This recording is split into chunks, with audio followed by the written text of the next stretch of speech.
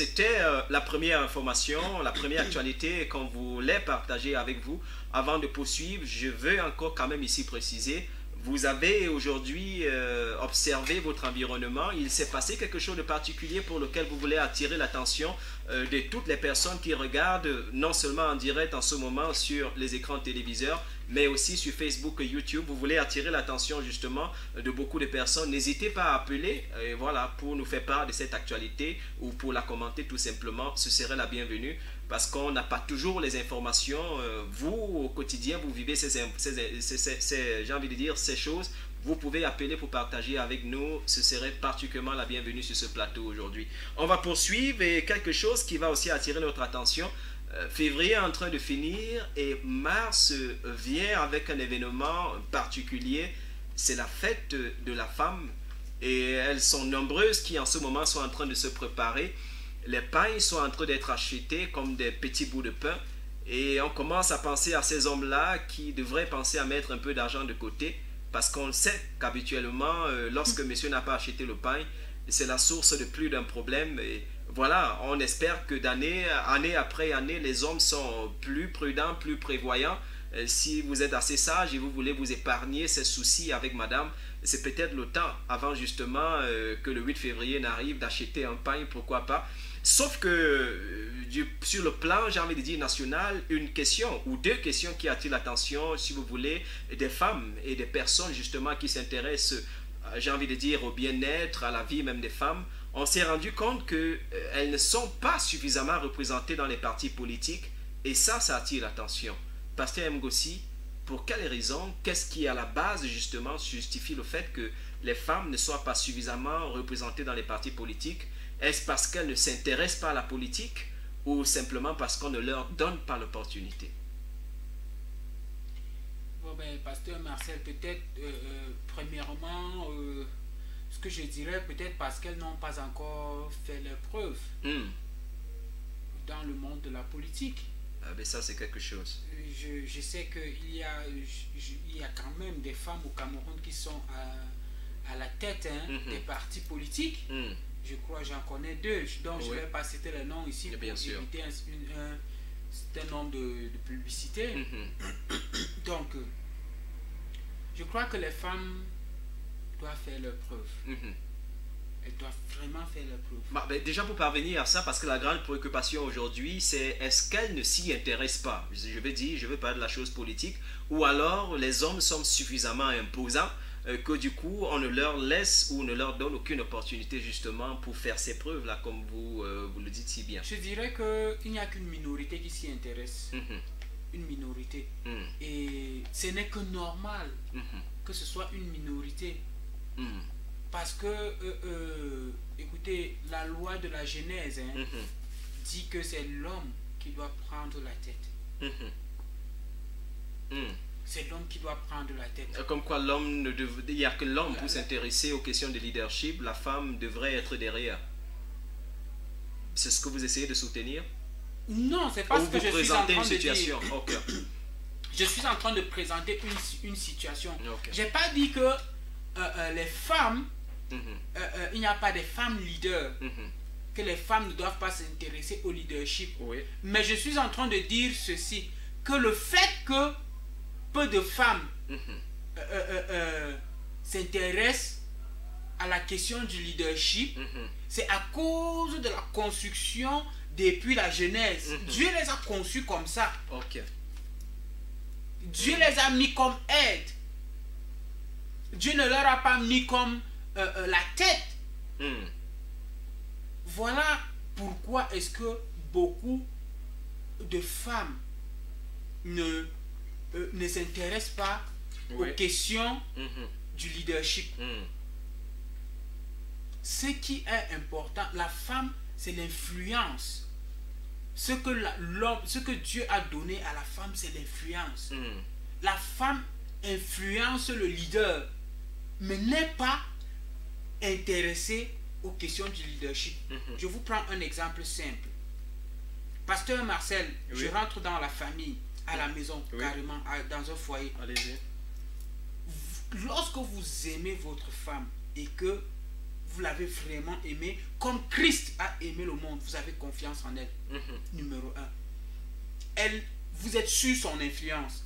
Ça veut dire que quoi? Lorsqu'elle vient vous dire quelque chose, oui, vous prêtez beaucoup plus attention à ce qu'elle vous dit par rapport à ce que un étranger, une tierce personne pourra vous dire.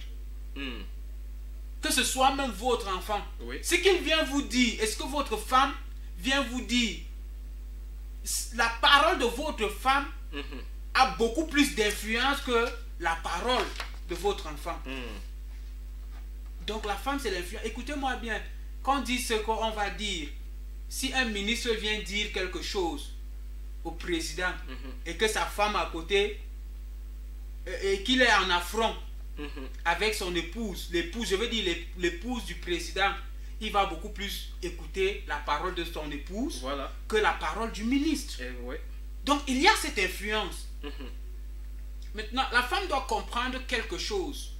Elle doit garder beaucoup plus, elle doit beaucoup plus chercher sa position selon la volonté de Dieu. Il serait mieux, au lieu que la femme cherche à être leader, il serait mieux que la femme cherche beaucoup plus à être, par exemple, premier ministre, ou alors, je sais pas moi, sénateur, ou encore, je sais pas moi, comment on appelle,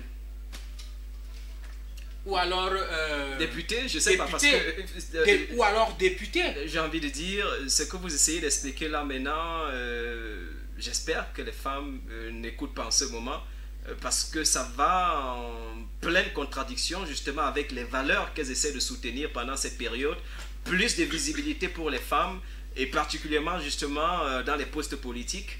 Sauf que là, vous êtes en train de dire, et peut-être, je ne sais pas, je ne vais pas le dire, peut-être de soutenir qu'elle devrait être plutôt en arrière-plan. Non, non, c'est pas ce que je dis, pasteur Marcel. Je crois que vous me comprenez très mal. Ok, allez-y. Lorsque je parle de plus de...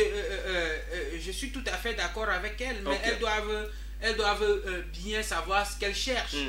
Plus de visibilité ne veut pas dire égalité. Ne veut pas dire égalité. J'espère que nous sommes d'accord là-dessus.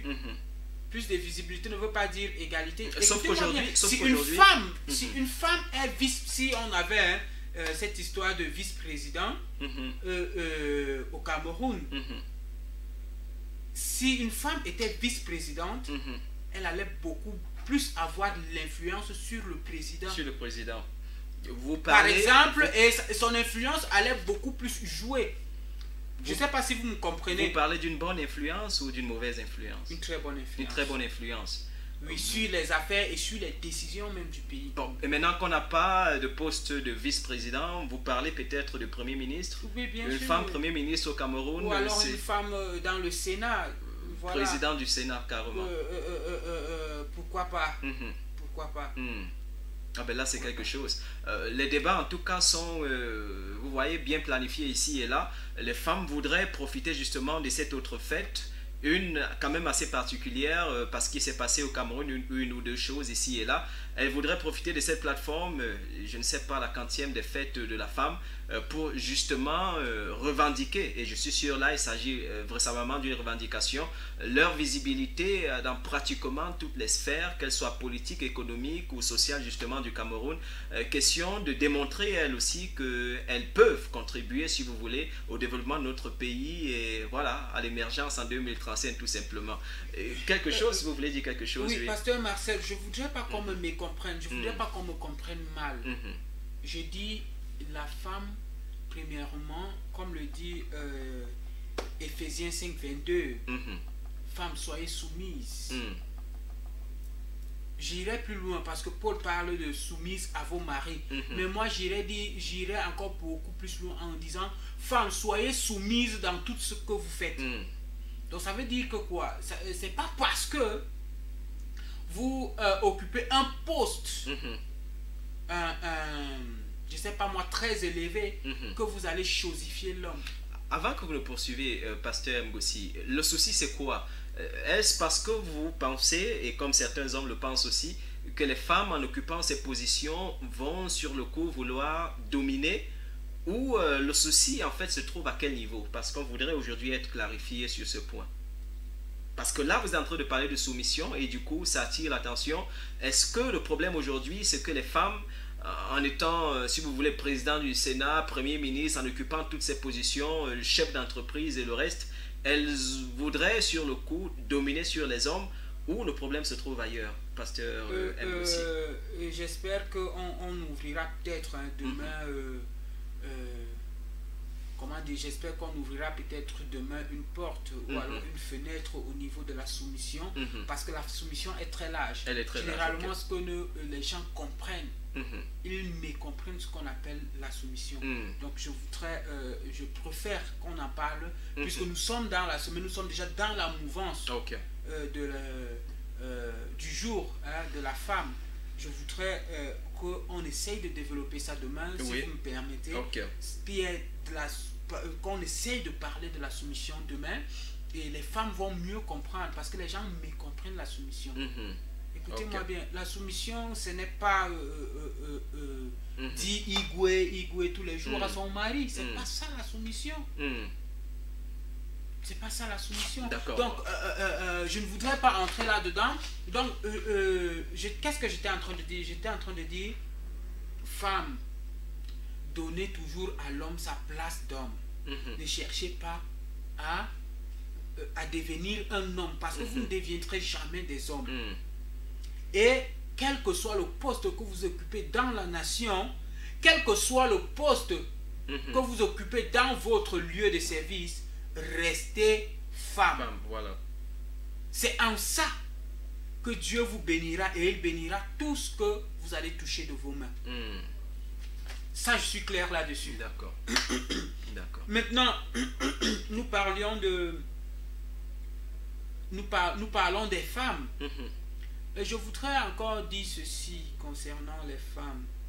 Femmes, en ce qui concerne cette journée, je crois que je vais le dire tout le long de cette semaine et tout le long de la semaine prochaine, jusqu'à ce jour. Femmes, en ce qui concerne votre journée, au lieu d'aller se pavaner, au lieu d'aller faire X ou Y, ou alors comme dans l'ancien temps, au lieu de, je sais pas moi, au lieu d'aller de dire ok, aujourd'hui c'est la journée de la femme, c'est l'homme qui doit préparer, c'est l'homme qui doit faire ici, c'est l'homme qui doit faire ça, c'est pas mauvais, mais ça ne devrait pas devenir un problème. Au lieu de dire parce qu'il n'a pas acheté le pain, il faut qu'on fasse ci, il faut qu'on fasse ça. Femme, il est mieux que vous réfléchissez afin que vous soyez encore mieux considérés dans la société, et comme des femmes sages, comme le dit le vieux sage dans le livre de Proverbes. Je ne sais pas si le pasteur Marcel va me permettre de couler très rapidement dans Proverbes. Je crois que c'est Proverbes. Allez-y. Permettez que je retrouve la page. Proverbe. Bon, on permet peut-être, je sais pas, juste pour en fait, qu'est-ce que ça dit? Pendant que vous cherchez, voilà, je poursuis quand même avec le fait que, chers téléspectateurs, il faut bien qu'on poursuive, et que en ce moment, l'autre problème même qui se présente est toujours inhérent à la fête de la femme qui s'annonce pour le 8 mars. J'espère pour vous, mesdames, et pour certains des messieurs, que le pain est déjà prêt, ou alors on est en voie justement de l'acheter. Le gros problème aussi, ou l'un des deux problèmes justement, c'est que il y a eu le Conseil constitutionnel qui récemment, et par décret présidentiel justement, a été mis en place. Sauf que la grosse plainte aussi, c'est qu'il y a moins de femmes sur les 11 qui ont été, si vous voulez, désignées pour occuper ces hautes responsabilités au Cameroun en ce moment. Et ça aussi, ça attire l'attention lorsqu'on sait qu'en Afrique en ce moment, après, si vous voulez, la dernière réunion qui a rassemblé tous les chefs d'État de l'unité africaine, on a résolu qu'il fallait dans chaque pays que les responsables, ça c'est les chefs d'État, s'assurent qu'une certaine parité soit établie entre hommes et femmes au poste de responsabilité dans ces pays-là. On a aujourd'hui un exemple en Afrique, c'est le Rwanda, qui s'est particulièrement battu. On parle de 30 à 45%, si vous voulez, même des femmes, justement, au poste de responsabilité dans ce pays-là. Et aujourd'hui, les femmes, au Cameroun précisément, voudraient utiliser la plateforme qu'elle a faite de la femme pour revendiquer, et je crois qu'il s'agit là d'une revendication, justement, cette visibilité-là à ces postes de responsabilité. Pasteur Ngossi, si le verset n'est pas trouvé, je crois qu'il faut poursuivre. On parle de ce conseil constitutionnel de 11 membres et il y a moins de 3 femmes. Et aujourd'hui, les femmes, elles sont offusquées, elles sont déçues tout simplement. Pasteur Marcel, le verset dit la femme sage bâtit sa maison. Alors, le problème n'est pas le nombre. Le problème, c'est l'influence que la femme apporte. Vous comprenez? Oui. Elle doit se focaliser sur l'influence qu'elle peut apporter pour bâtir sa maison qui est la nation, au lieu de passer le temps à se plaindre d'avoir un poste. Non mais écoutez-moi, pasteur Marcel. Elles ont besoin du poste justement pour manifester ou pour, si vous voulez, je ne parle pas de témoigner, mais exposer, faire profiter à la nation qu'est-ce qu'elles peuvent avoir comme talent. Imaginez un seul instant, je sais que vous avez un point de vue quand même assez important. Imaginez un seul instant que vous soyez bâti, vous ayez des potentialités, mais quand vous mettez en arrière-garde, comment est-ce que vous serez capable justement de faire que les autres profitent de ces potentialités si vous n'êtes pas mis en premier plan? Écoutez, pour bâtir, comment dire, pour apporter un plus, on n'a pas besoin d'être mis en premier plan. Lorsqu'on veut être mis en premier plan, on parle du moi. C'est moi. On veut s'attirer la gloire. Mais pour une femme qui a compris, c'est pourquoi j'ai dit, femme, mettez-vous à vos places. Et Dieu vous a donné un talent qui est l'influence. Écoutez-moi bien, pasteur Marcel. Je suis sûr et certain que dans les 11 du Conseil constitutionnel, s'il y avait une seule femme, elle est capable d'influencer les 10 hommes et que ce soit beaucoup plus sa pensée qui est écoutée. Vous pensez aujourd'hui que les hommes sont prêts justement à laisser cette opportunité aux femmes de laisser passer ainsi leur point de vue tout simplement? Je crois, c'est peut-être pas votre expérience, mais c'est l'expérience de beaucoup de femmes. Lorsqu'on est autour des hommes, ils ont toujours l'impression, ou alors ils ont toujours, vous voulez, cette tendance à vouloir dominer, à vouloir faire taire la femme, à vouloir l'éteindre tout simplement. Non, c'est parce que ces femmes n'ont pas compris. Toutes ces femmes n'ont pas compris. Écoutez, pour mieux réussir dans cette domination, écoutez, l'homme, pendant qu'il pense avec son cerveau, et pendant qu'il veut vous dominer avec son intelligence, écoutez, dominez l'homme avec vos genoux sur le sol. Avec vos genoux sur le sol. Écoutez, il ne s'agit pas, en ce qui concerne, permettez-moi, pasteur Marcel, en ce qui concerne bâtir une nation, il ne s'agit pas seulement de la sagesse du monde, je veux dire la sagesse des Socrates et consorts et des Pythagore, mais il s'agit aussi de la sagesse divine. Et lorsque une femme prend sa place, lorsqu'elle prend sa place, la place que Dieu lui a donnée, alors tout ce qu'elle dit, Dieu valide. D'accord. L'homme, écoutez, il y a un adage qu'on dit chez les chrétiens, que lorsque l'homme prie, le feu descend. Mais lorsque la femme prie, Dieu...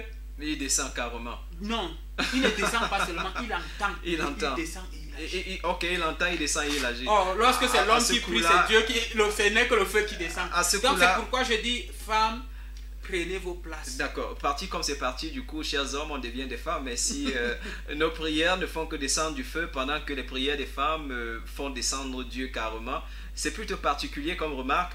Sauf qu'on a toujours dit dans la société, derrière chaque grand homme se cache une grande femme. Mais aujourd'hui, les femmes voudraient être au devant, elles voudraient aussi témoigner ou alors montrer combien est-ce qu'elles peuvent contribuer au développement de notre pays. Voilà, vivement que les chances leur soient offertes. J'espère qu'au Cameroun, les mœurs, les traditions, justement, vont permettre tout cela. Mais voilà, ils ont une plateforme. Marcel, je voudrais pour chuter en disant ceci. Oui, en moins d'une minute, s'il vous plaît. En moins d'une minute. Écoutez, c'est à cause de l'influence Dieu a donné un don, un talent à la femme qui est l'influence sur l'homme. C'est à cause de cette influence que Adam a pris le fruit et il a mangé. Parce que sa femme avait l'influence sur lui. D'accord. Et la femme a toujours cette influence n'est jamais partie. J'espère que c'est vraiment le cas lorsqu'on sait qu'aujourd'hui, les mariages, ça ne tient pas, les divorces, c'est monnaie courante. L'influence de la femme, où est-ce qu'elle est passée? Bon, ça reste un point d'interrogation, sauf que, chère femme, déjà et par anticipation, on commence à vous souhaiter une très belle et bonne fête de la femme, tout simplement. Chers messieurs, n'oubliez pas que vous devez acheter les pains pour madame. Et voilà. Et madame, le jour où vous allez célébrer, n'oubliez pas d'inviter les messieurs aussi. On va prendre une autre transition. Ce serait le temps pour nous de préparer le troisième élément quand on sera revenu.